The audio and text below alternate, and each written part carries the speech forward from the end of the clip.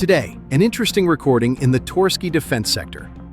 Frontline intelligence detected the rapid movement of an enemy motorized force numbering 25 motorcyclists. In a loose but high-speed formation, they attempted to breach the defense line of the 63rd Mechanized Brigade of the Ukrainian Armed Forces. Their tactic was clear: exploit mobility to penetrate weak points, create gaps, and force close-quarters combat within our positions.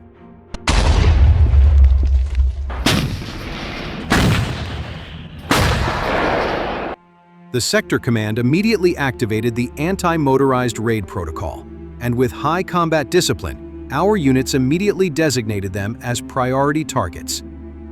Heavy machine gunners and snipers took up firing positions, and light artillery units established kill zones along the entry points. Automatic weapons and precision fire were deployed in a coordinated manner, resulting in the breakthrough attempt becoming a nightmare for the enemy.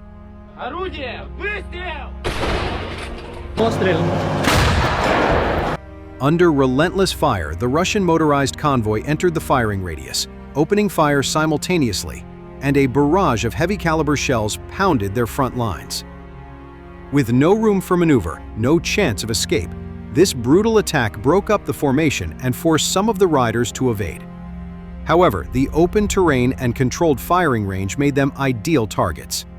Explosions from propelled grenades and bursts of automatic weapons turned the attack into complete chaos.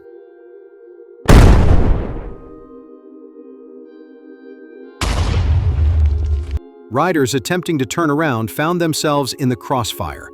Within minutes, the enemy's penetration was completely halted, and the enemy's motorized attack on Torski was shattered, with not a single rider able to penetrate the defensive line.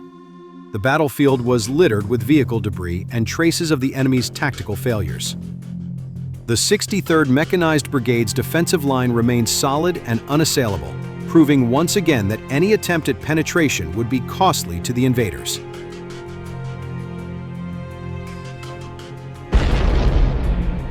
In another clip, amidst dense forest where sunlight barely penetrates through the leaves, a Ukrainian drone pilot unit carries out a high-precision mission.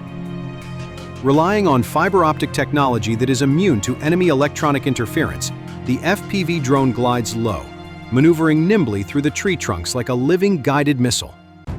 The target is locked, a Russian UAZ Bukanka tactical vehicle carrying infantry. With deadly speed and accuracy, the drone creeps closer, exploiting every possible natural cover to avoid detection.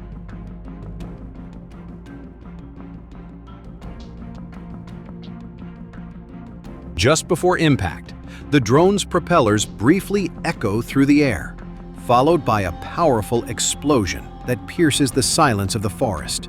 Flames and smoke engulf the enemy vehicle, ending its advance instantly. Mission accomplished.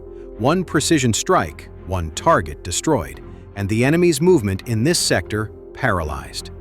And the enemy's operation to break through Ukrainian defenses failed completely.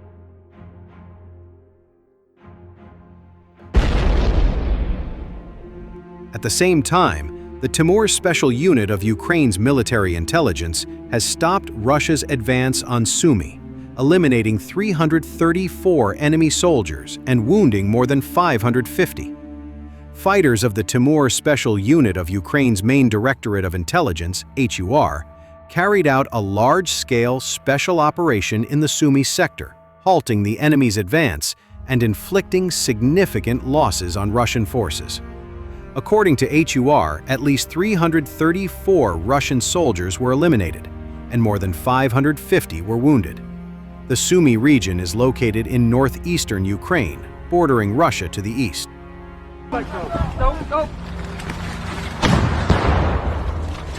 In January 2025, Russia launched a cross-border offensive into the Sumy region to counter Ukraine's August 2024 incursion into Russia's neighboring Kursk Oblast.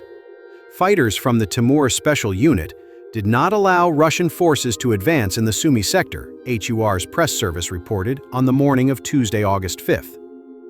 During the special operation, the intelligence officers managed to enter the enemy's rear, clear out enemy positions, and secure them. As a result of the operation, the supply of food and ammunition to the Russian group was disrupted.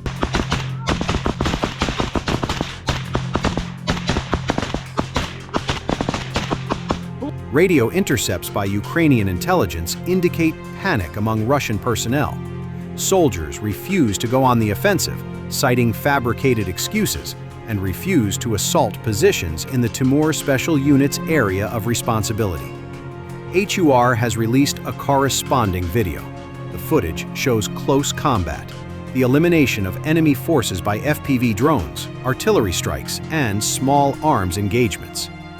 The operation involved the participation of the following units: Chimera, Junger, Stuna, Siberian Battalion, Arata, 1514, Paragon, Art Division, First Line, Raven Group, and the 6th Special Operations Detachment. A shot. Thanks to the coordinated actions of the intelligence forces, the enemy attack in the north was stopped, and their attempt to launch a new offensive was thwarted. Although the Sumy sector accounted for 11% of all assault actions, Russian forces failed to occupy a single square kilometer last month, Deep State writes. This axis proved to be one of the most effective in terms of defense, as the enemy had to attack more frequently without achieving any results.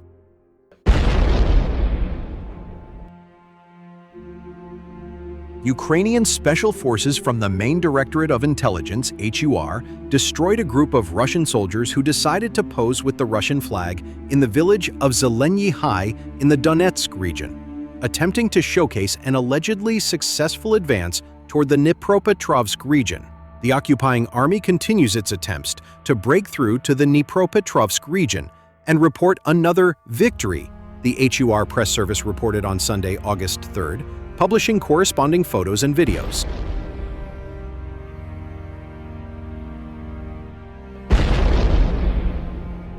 One of the Russian army's combat groups attempted to stage a photo op with the Russian flag in Zelenyi High to report a new victory and advance toward Dnipropetrovsk region. However, this attempt proved fatal for the Russian troops. They ended up in the area of responsibility of the Bratstvo Brotherhood unit, part of the HUR's Timur Special Unit. Their media triumph was short-lived. Ukrainian Special Forces swiftly eliminated the enemy.